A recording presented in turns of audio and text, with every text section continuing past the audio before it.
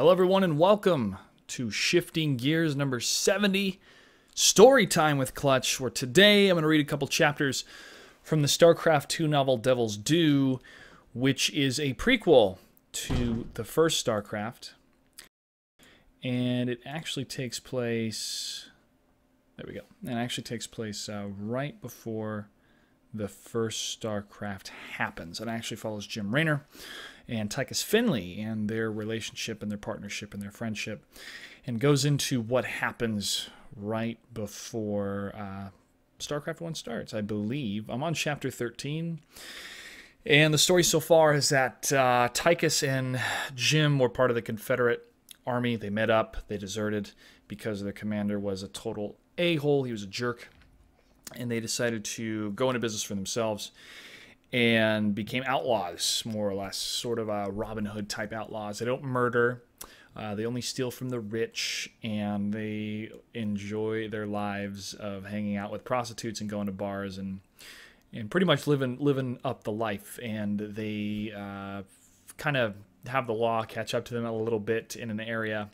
and they decided to work for this Scooter O'Bannon guy at Dead Man's Port. Dead Man's Port you'll recognize from StarCraft 2.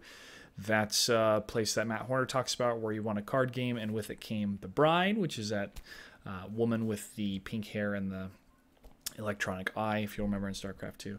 So there's a lot of different areas that they mention in the physical game Wings of Liberty that are fleshed out more in this book.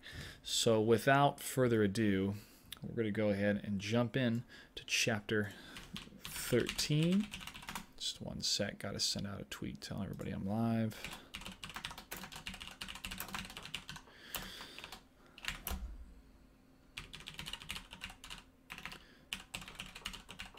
We'll go ahead and read a couple chapters. All right, chapter 13. Centerville, Shiloh. Shiloh is the hometown of Jim Raynor. Oh, to catch you guys up to speed, what's happening?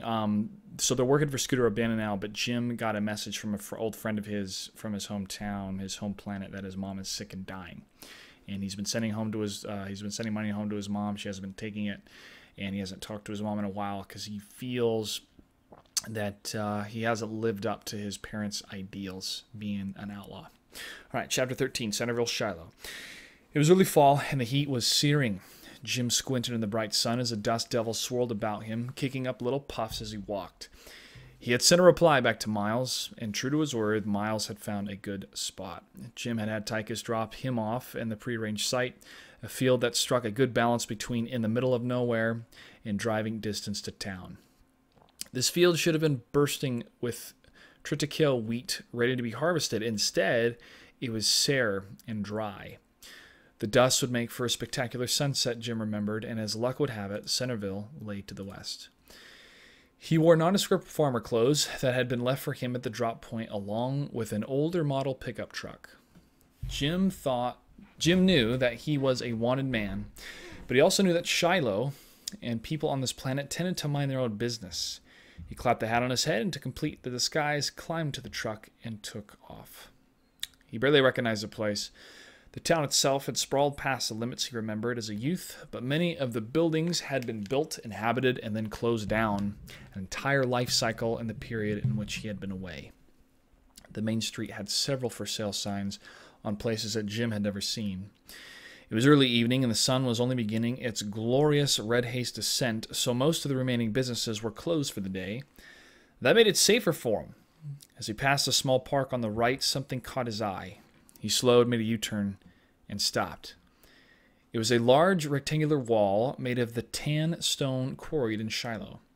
That stone had been cut and highly polished, and there was some kind of drawings etched in it, and a plaque. Curious, Jim climbed out of the truck. As he drew closer, he realized that it was a memorial for the Guild Wars.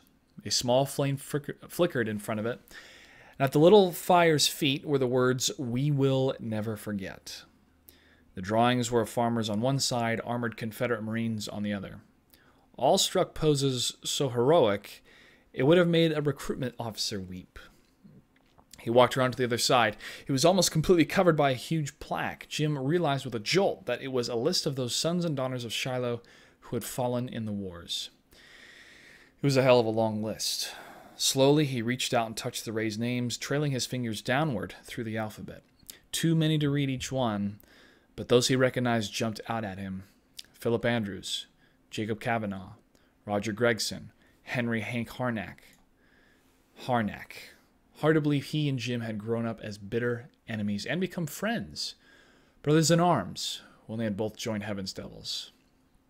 Hank's death had not been a good one.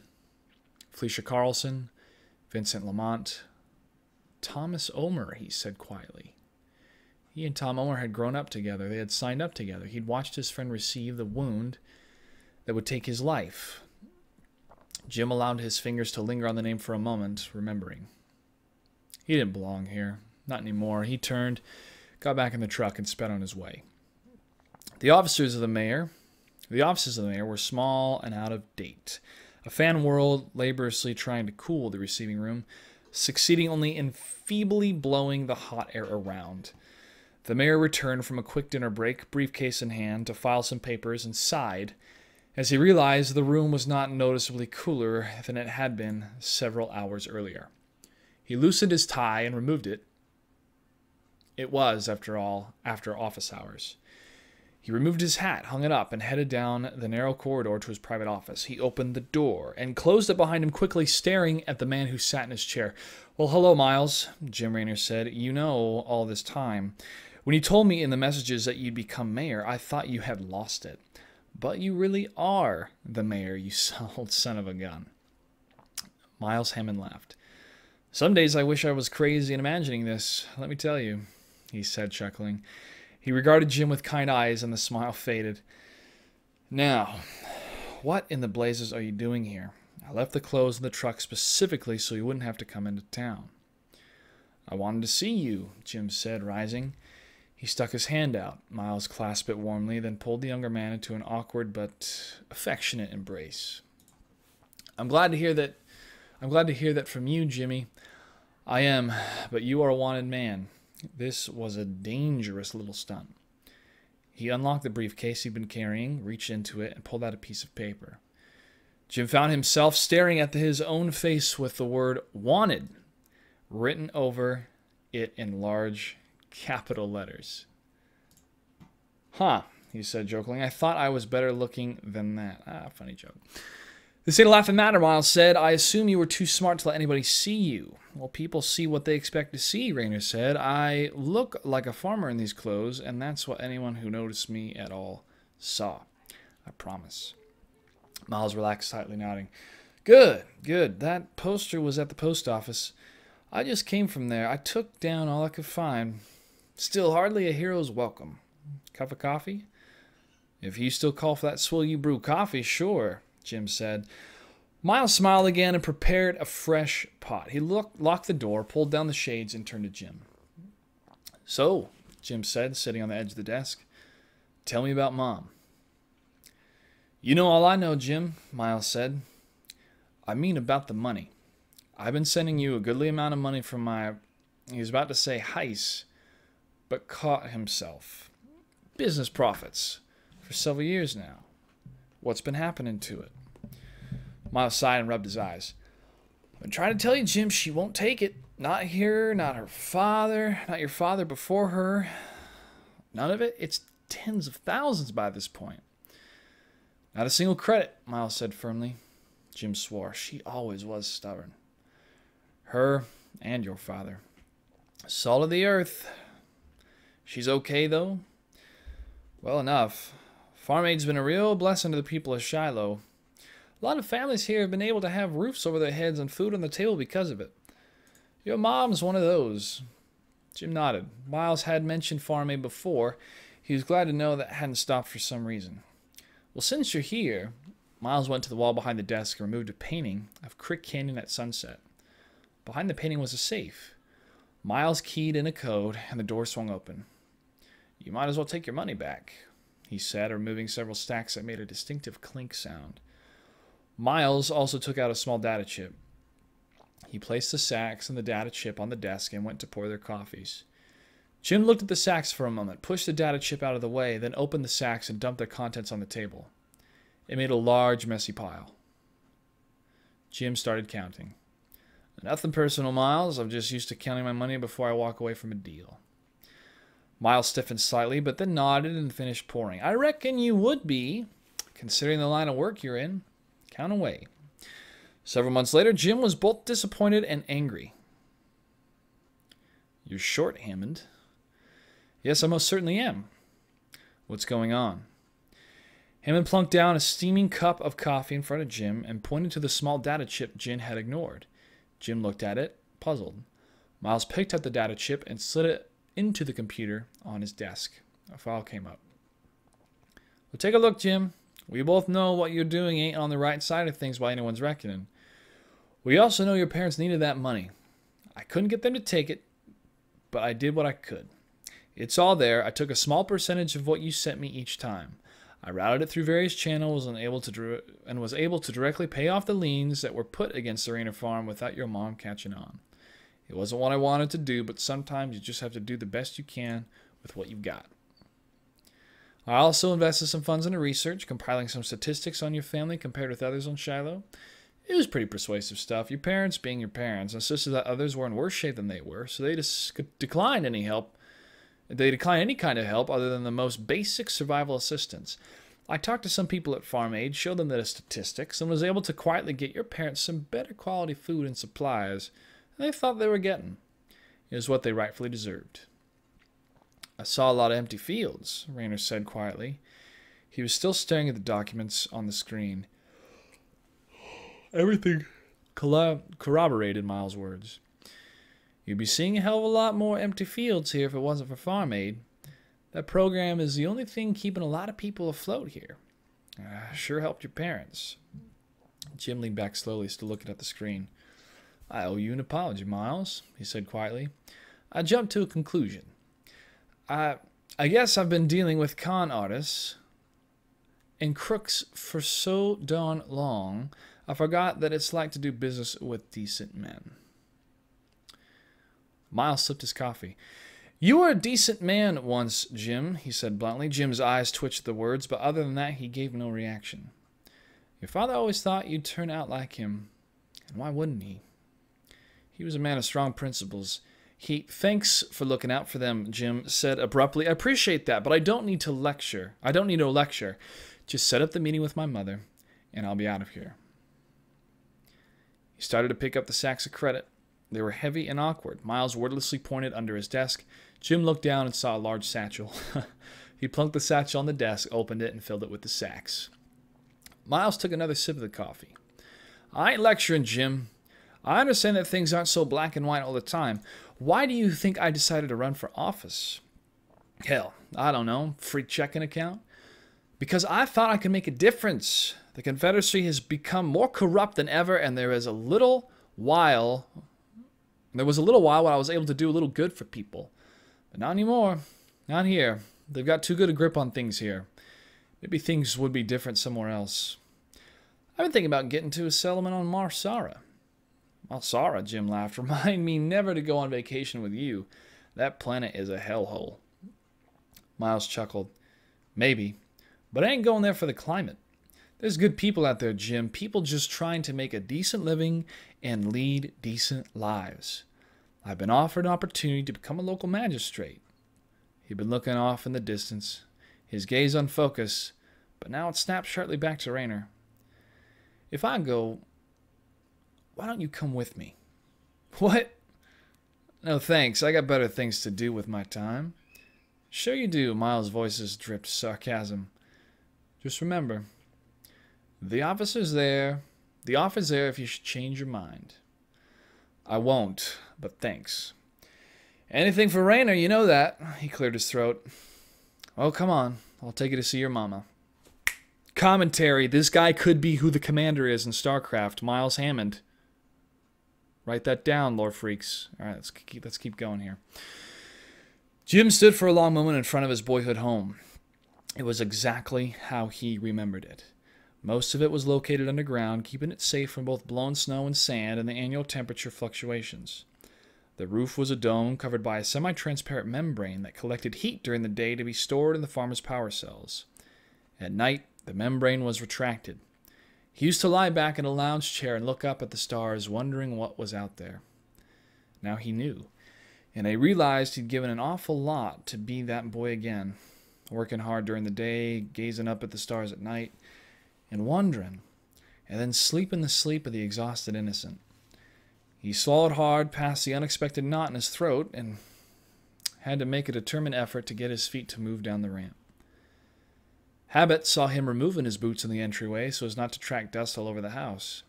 In his stocking feet, he slowly went through the living room with his old furniture and steady ticking chrono into the kitchen, which had been the heart of the home. His mother was there, as he knew she would be. Her back was to him as he entered. He took it all in. The wooden table and the chairs, the tiny counters still scrupulously cleaned. She was busy making a meal for herself. No more large roasts from the local ranchers, served with potatoes and homemade bread, for a hard-working farmer and husband and a growing young son. Just simple vegetables for a salad. She was standing, but there was a cane within easy reach, and she moved very slowly as she chopped the bright yellow Farah carrots and round purple surfruit. A box sat on the counter with farm aid supplies emblazoned upon it. Suddenly, she went very still and straightened, and it was only then that Jim realized just how stooped she was. "Jim," she said. The word a statement, not a question. "Hello, Mom," Jim said, his voice thick. Still with her back to him, Carol Rayner carefully put down the knife, reached out for her cane with a trembling hand, and turned to face her only child. Jim had known his mother was ill, had known she didn't have long to live, but that knowledge had not prepared him for the sight of what a handful of years and the ravages of sickness had done to a formerly robust and hardy woman. Once empty hair was almost completely white now, and thin, as if it started to fall out in places. Her green eyes were sunken and dull, and what Jim remembered as a few wrinkles had deepened to crevices. Her cheeks were hollow, and he realized that she had lost a great deal of weight. But the most immediate, most visible thing about her was the look of pure joy on her face. Tears blurred Jim's vision. He stumbled forward 3 steps and caught her, so fragile, so breakable, in his arms and hugged her. 20 minutes later, he was seated in the living room, having made iced tea for both of them. Both glasses sat untouched. Carol Rayner leaned back against the sofa, seeming to need it to support her fragile weight. She looked as if a good puff of wind would blow her away. He could see the fine bones in her hands and arms. "He was with us for a day and a half before he succumbed to the injuries," she was saying of his father. Jim had heard about it through Miles right after it had happened. The ancient robot harvester had malfunctioned, stalling out in the middle of a field. Trace Rayner had been attempting to make repairs when the machine had unexpectedly roared to life, crushing him beneath. The doctors wanted to put him on all sorts of painkillers, but he wouldn't let them. "Just treat the injuries," he said. "Let me stay for as long as I can." Jim winced and reached for that bony hand, holding it gently in his own. It was like holding fine china. "So, he was in pain the whole time?" "It was his choice, Jim," Carol said gently.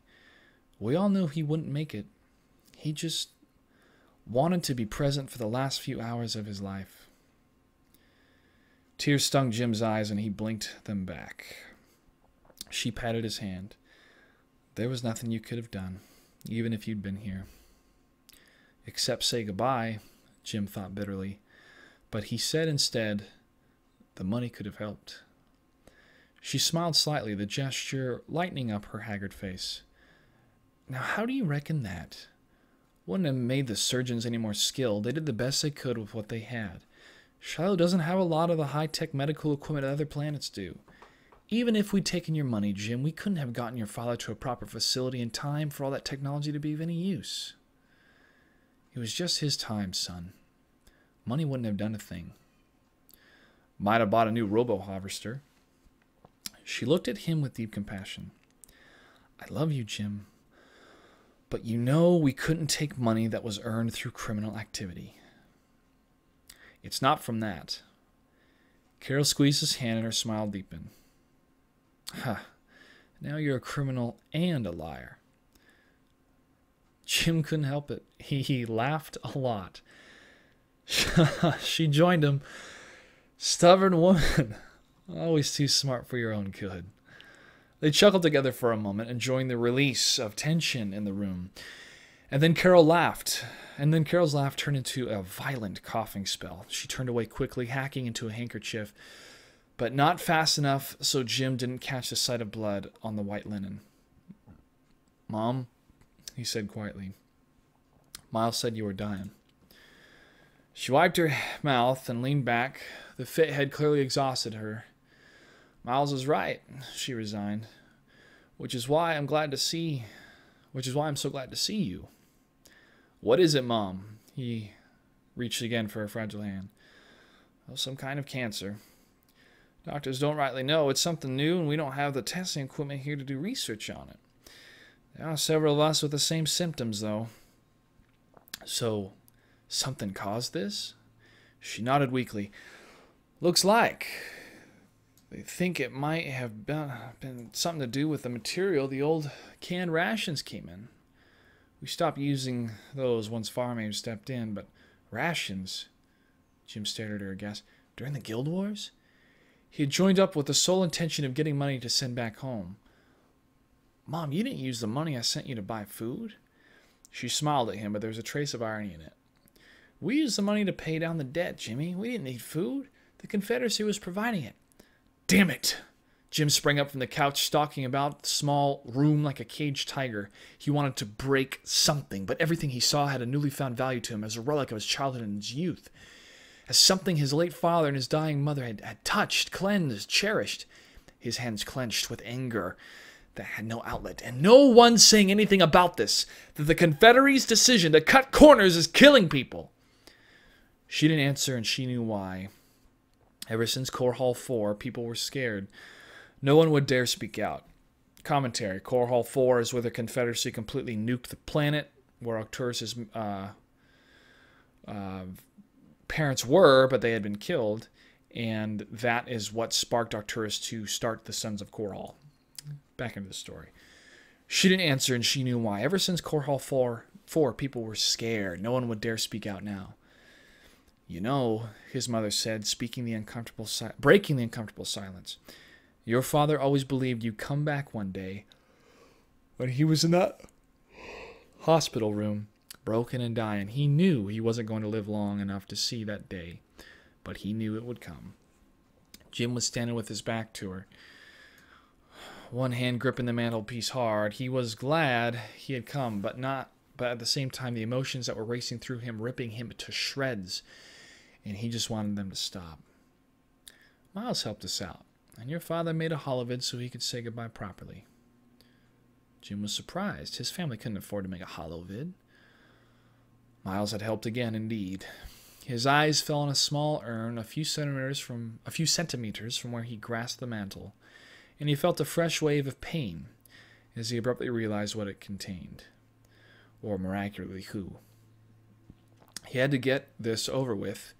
Had to get out of here into the comfortable, familiar world of violence and near escapes and theft, of drinking and women and forgetting. "Well," he said, surprised at how steady his voice was, "that was right nice of Miles. Can't say as I'm surprised, though. Where is this holovid Dad wanted me to see?" "Right there beside his ashes," his mother said, confirming what he already knew. He looked over, and sure enough, through all the things that were... his mother said, confirming that what he already knew. He looked over, and sure enough, there was a small, personal-sized holoprojector and a disc. It was an older model, clunky and unrefined, but would get the job done. "I keep it there so I can see him now and then," his mother said. "The recording was for you, but not for me. The recording was for you, not me, but... Well, I'm sure you wouldn't mind if your old mother got a little comfort from seeing her husband sometimes." The lump that suddenly filled Jim's throat rendered speech impossible. He turned his head and gave her a faint, strained smile. She nodded, reaching for her iced tea. "Go on, play it, Jim. I've wanted to watch this with you for a long time now." He turned back, inserted the disc, and pressed the button. His father appeared. He was in a hospital bed, and the camera was jumpy. Probably the ever-reliable Miles had filmed it himself. Jim could barely see his dad through all the things that were hooked up to him. He seemed almost lost in a jungle of tubes and hanging bags. He looked terrible, and his voice was faint. "Hello, son," he said, managing a smile. "I sure wish I could be looking better for my only Hollywood recording. But these damn doctors say I need all these things. Won't for too much longer, at any rate. And that's why I'm making this for you, Jim. Because I know in my heart that one day you're going to come back to Shiloh. I'm just sorry I won't be around to tell you this in person when you do. I love you, Jim. You're my son. And I always will love you.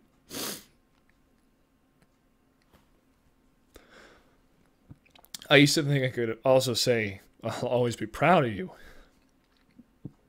But I honestly can't say that anymore." Jim looked down, hot shame and grief filling him, but continued to listen. You're walking down a dark path, Jim. A path I never could have foreseen for you, and one I simply cannot respect. We love you, but we can't take your money. That's blood money, son, and that's not how you were raised. There was a rustling. Jim looked up again to see his father struggling to sit up and leaned forward, peering earnestly into the recorder. Do you remember what I used to tell you, son? A man is what he chooses to be. It's not how he's born or how he's raised that makes the man. It's his choices. Right now you're choosing to walk this dark path I can't condone.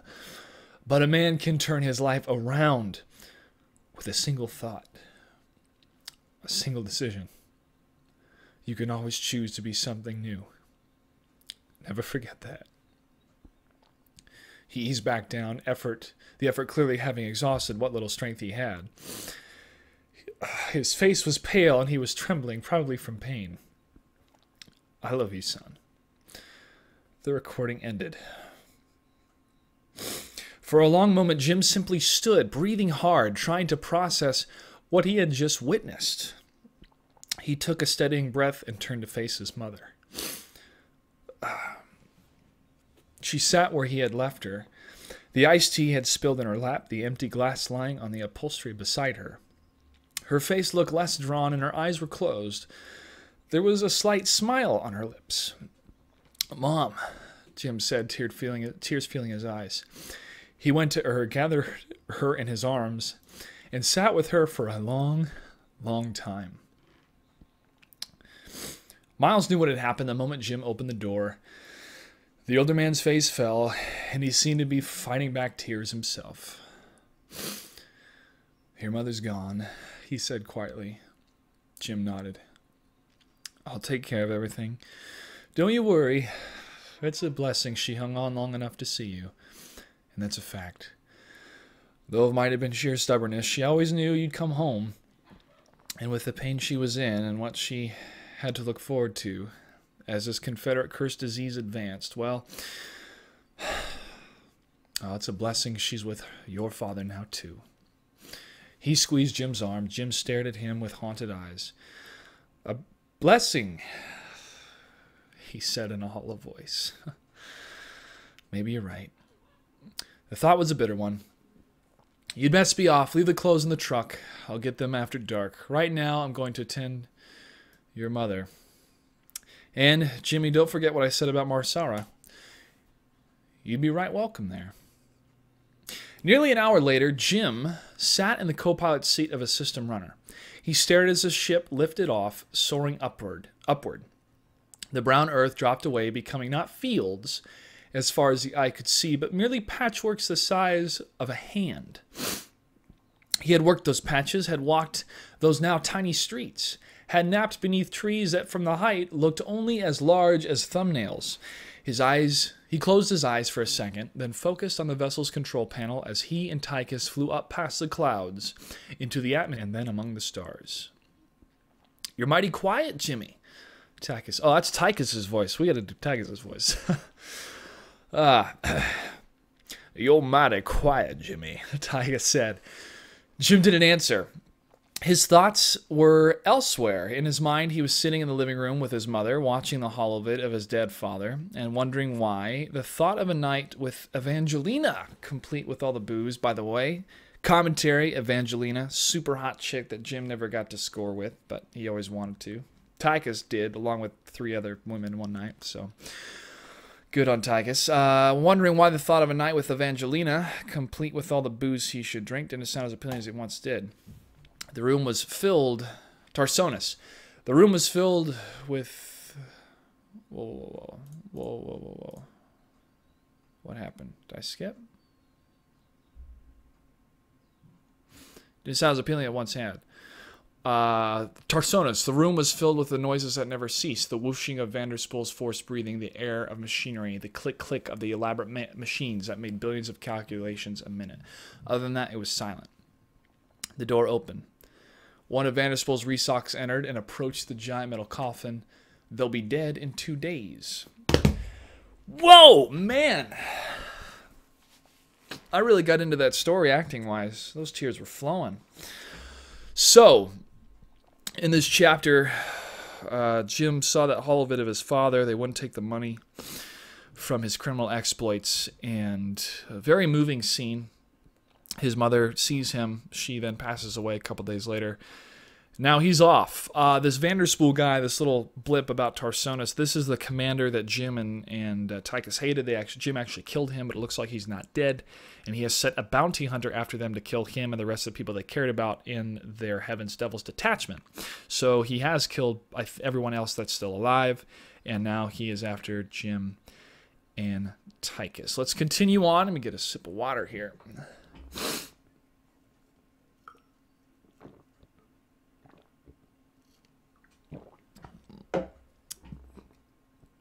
All right. Chapter 14. Skyway Starport, Halcyon. They met far too early for either man's taste at the Skyway Starport at 0600. Jim had tried to grab some shell-eye at the hotel, making full use of the credits O'Bannon had given them for lodging, but Tychus looked as if he'd simply stayed up all night. Jim was so tired he felt almost drunk, and Tychus looked the same. It was not the optimal way to begin an extremely important assignment. They headed off in groggy silence in the attractive, sleek little system runner that was waiting for them. Once they had cleared the atmosphere of Halcyon, Jim reached under the seat for the packet he had been told would be there. He broke the seal, stifling a yawn as he did so. Tychus raised an eyebrow. Mighty cloak... Dang it, Tychus' voice hard to do.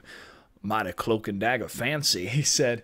"Yeah," Jim said in his packet were a small old-fashioned key, falsified IDs, a notification that they had outfits awaiting them in the back, and a data chip, which he inserted into the ship's drive. Jim read through it quickly. His eyes widened. He looked at the key and then summarized for the benefit of Tychus, who was entering their route.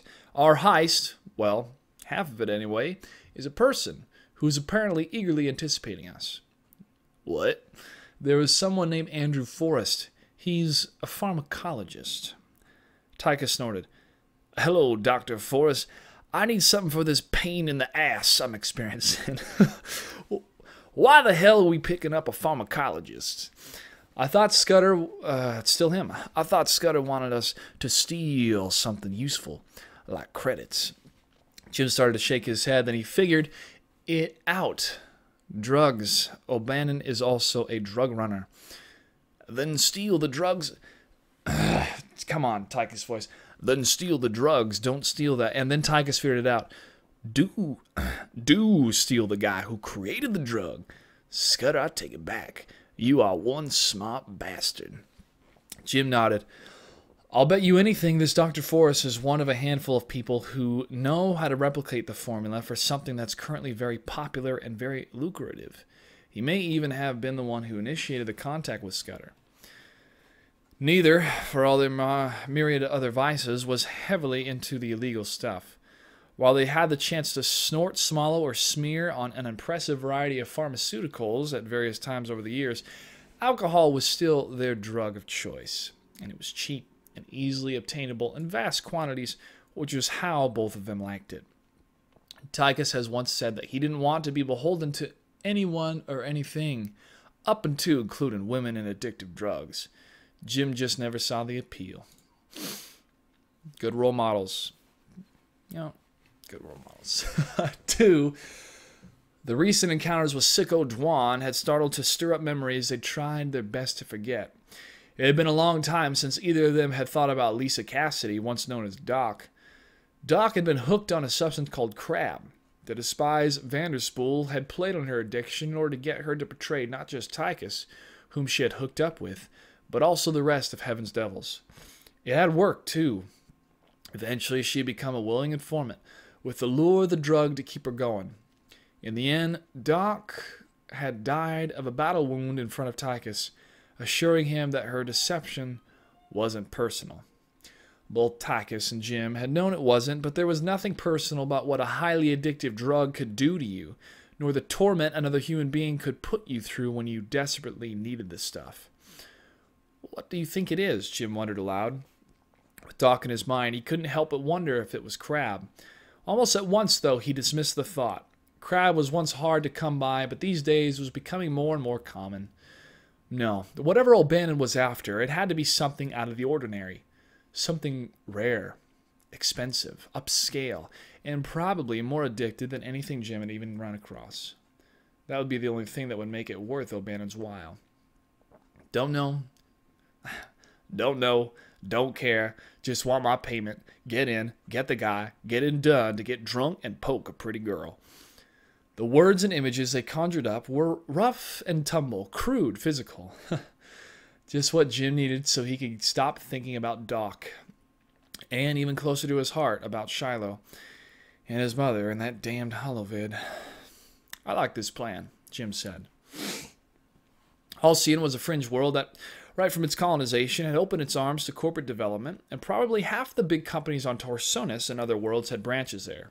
It was a pleasant world, not quite nice enough to be a vacation destination, but the sort of place where hard-working businessmen could be provided with fine facilities, even excellent pay, and have decent places to raise the kids. The research and development branch of the Bresk Vrain and Stalls Pharmaceutical Corporation looked like any other building on a fairly well-established fringe world.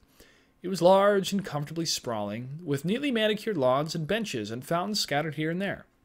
The whole was encased in state-of-the-art security design to be as unobtrusive as it was efficient.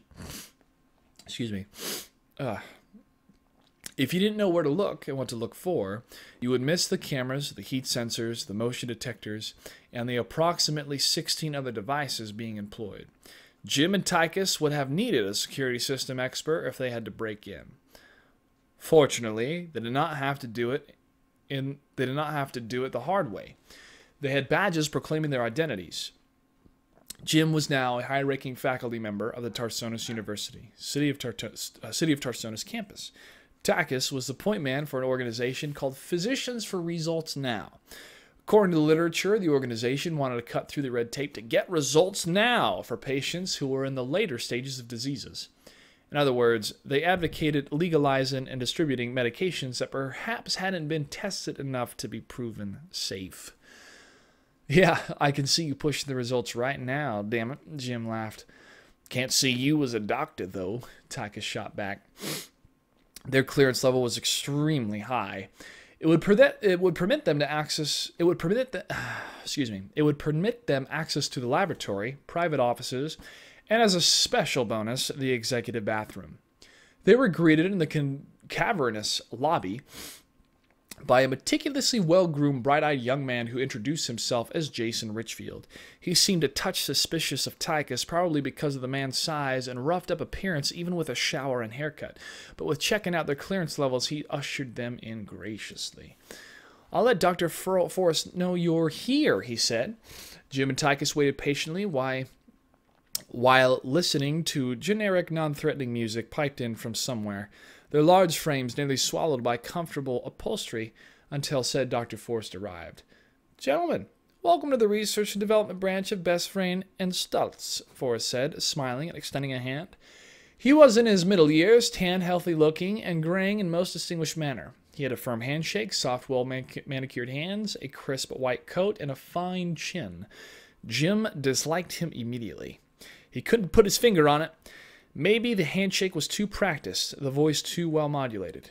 Or maybe it was because Forrest was going to come work for a man who'd pay him millions to get people hooked on something that would in all probability turn them into desperate slaves. Jim knew it was not his place to pass judgment, but somehow everything had felt cleaner when he was robbing trains and stealing Confederate credits. "Let me give you a tour of the lab area first. Then we can break for lunch and attend the meeting at 1400, he said. "You'll like our cafeteria. Our chef used to work for one of the top restaurants on Tarsonis. The food's both delicious and nutritious. Not a mean feat." Jim and Tychus smiled and nodded, following him down the marble-floored corridor as they went to the elevators. The two took their cue from the scientists and chatted about inanities while they were in the elevator. So calm and unruffled was Forrest that Jim was starting to wonder if there had been some kind of mix-up and they were with the wrong guy. The chit-chat continued until they approached the lab. Two out-of-shape, bored-looking security guards stood on either side of a massive metal door. Forrest gave them a pleasant smile and swiped his ID. Jim and Tychus did likewise, and then the guards gave the IDs a cursory inspection. All went smoothly. "Welcome to the Research and Development Branch of Besfrain and Stultz," one of the guards said mechanically as he keyed in a code.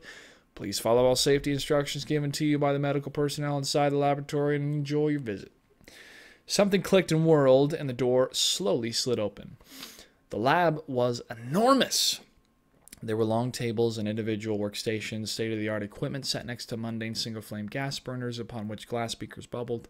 Scientists, clad in white coats and wearing gloves and face masks, moved about with deliberate speed, doing something that was repetitive but clearly required concentration. The air was cool and moist, obviously strictly temperature-regulated, and there was the faint hum of hard-working machinery. "Please put these on, gentlemen," Forrest said, handing them each a face mask. Tychus and Jim obliged.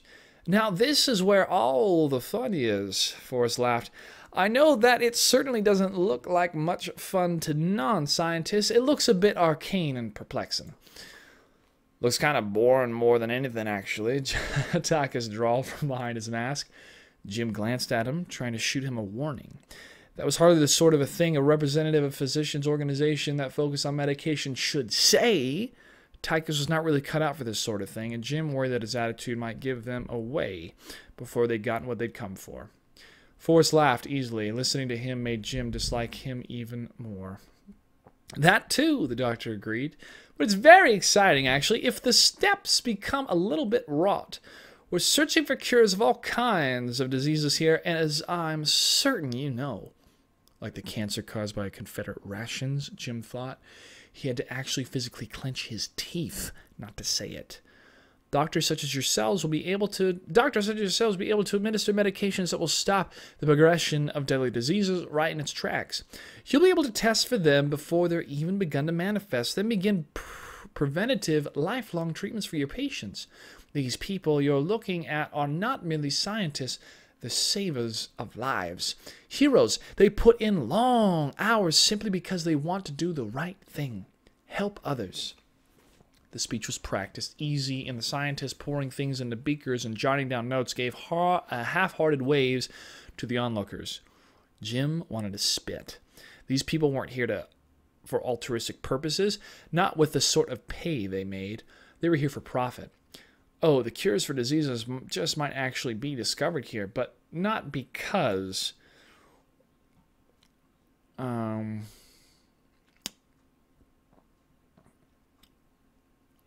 Sorry, guys, I just lost my place. Not because the doctors were bleeding hearts who wanted to do good. It was because during diseases, or rather developing medicines that people would need to take, preferably long-term, was highly profitable. Bing! Commentary note, guys. Guess what? There's no money in cures. There's plenty of money in prescriptions. Think about it. Think about it. All right, let's go back into. So was hooking people on drugs. Jim and Tychus nodded politely. Forrest led them around to various stations, chatting away about what each chemical was and what it did, and so on. The chrono moved to 1300, over halfway through Halcyon's 25-hour day, and while no loud siren blared, the reaction of the scientists was as uniform as if one had. They put down data logs, removed masks, traded lab coats for regular ones, and left for lunch. The last to leave, a woman who appeared to be in her 30s with black hair and blue eyes, paused and looked uncertainly at Forrest. "Run along, Madeline," Forrest said. "I'll finish up here and take them out for lunch in a little bit. There are just a few things I'd like to show our guests." Madeline glanced over at Jim and Tychus. Tychus leered and Jim rolled his eyes. She turned back to Forrest and nodded. "Of course, honey." She removed her mask, tugged his down and kissed him, smiled at Jim and Tychus, and left. "My wife," Forrest explained. Jim stared at him as he and Tychus removed their own mask. "She wasn't part of the deal," Tychus said. "We ain't taking two people." "Of course you're not," Forrest said smoothly. He smiled. "I'm sure Mr. O'Bannon can provide me with someone to assuage my grief at being forced to leave my darling bride. Now, we've got about 15 minutes before I'm technically in violation of the rules. We've probably got about five more minutes after that, as I'm certain you observe enforcement is rather lax around here. Watch the door." Jim was taken back at the man's callousness, but supposed that he should have expected it. After all, Forrest had cheerfully sold out to a notorious crime lord and intended to use his knowledge to help produce addictive drugs. And I've sold out to a notorious crime lord to get a bounty hunter off my back, and now I'm helping this guy to become a billionaire, he thought. Who's worse? "I don't need no girl-handed doctor telling me my job," Tychus said. He seemed as irritated with Forrest as Jim was, but Jim wondered if it was for the same reasons. Tychus went to the door to stand watch while Jim kept an eye on Forrest. The doctor quickly downloaded information from various sites and then moved around the room, pocketing small items. At one point, his sleeve fell back and Jim saw what the small key that had been in their assigned packet was for. Fastened around the middle part of Forrest's lower arm was a small box. "The formula?"